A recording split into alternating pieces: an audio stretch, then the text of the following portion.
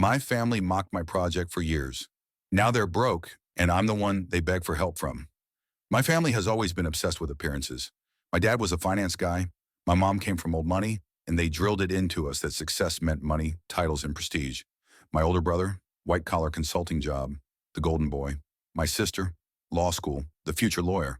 Both smug, both constantly praised like they were royalty. Me, I went my own way. I was working on a digital project, a platform I built from scratch. It wasn't glamorous and it didn't pay at first, but it was mine. The family hated it. They mocked it. Every holiday dinner turned into some variation of, when are you going to stop playing around and get a real job? Your brother is on track to partner by 30. What are you doing with your life? Nobody cares about that silly little thing you're making. They forgot to invite me to events, dumped errands on me because they assumed I was free, and never once showed an ounce of respect for what I was building.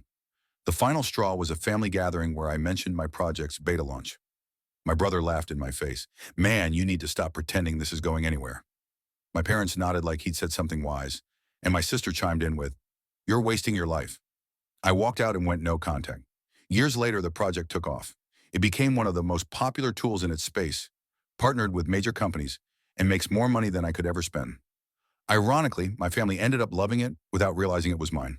My sister's law school friends used it to study. My brother's old firm recommended it. My parents bragged about how impressive it was, not knowing I was the one behind it. Then came karma.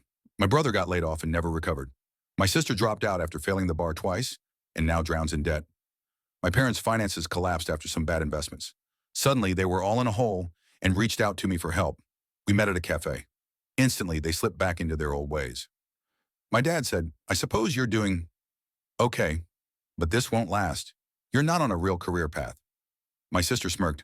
It's nice you're making money, but it's not like you're successful in the traditional sense.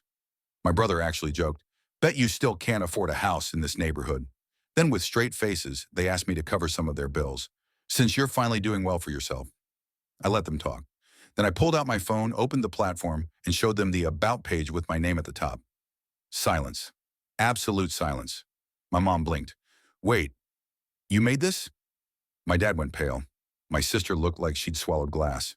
My brother whispered, no fine way. I smiled. Yeah, that thing you all laughed at? The thing you said was a waste of my life? That's what pays for my house, my cars, my freedom. That's the thing you've been bragging about without even knowing it. I leaned in and added, you spent years telling me I wasn't enough. You treated me like garbage because I didn't fit into your shallow little mold of success. And now you're broke, bitter, and begging for help from the very person you dismissed. I stood up, grabbed my coffee, and gave them the last line they'll ever hear from me. I don't owe you a damn thing. You built this mess. Now you get to live in it. And I walked out. Haven't looked back since.